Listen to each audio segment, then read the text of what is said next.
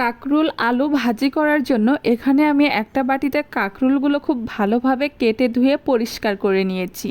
আর অন্য একটা বাটিতে আলুগুলো নিয়েছি, আর একটা বাটিতে কাঁচামরিচ নিয়েছি। খুব সহজ একটা রেসিপি, তবে খেতে কিন্তু অসাধারণ। এরপরে প্রথমে কড়াইয়ে আলু দিয়ে দিব, এরপরে কাঁকরোল দিব, এরপর কাঁচামরিচ, 1 টেবিল চামচ হলুদের গুঁড়ো, 1 টেবিল চামচ লবণ আর পরিমাণ মতো পানি দিয়ে ঢাকনা দিয়ে ঢেকে দিলাম বেশ কিছুক্ষণ সেদ্ধ হওয়ার জন্য।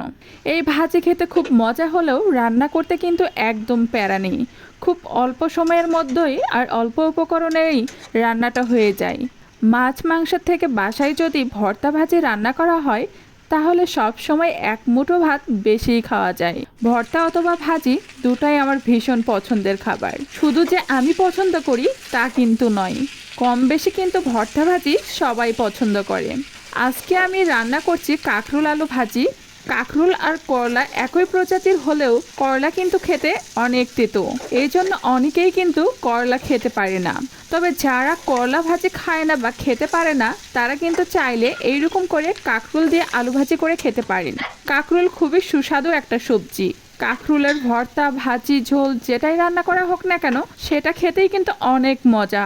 কাঁকরোল আর আলু ভাজি রান্না হয়ে এসেছে। আর কাঁকরোল আলু ভাজি খেতে কে কে পছন্দ করেন অবশ্যই জানাবেন।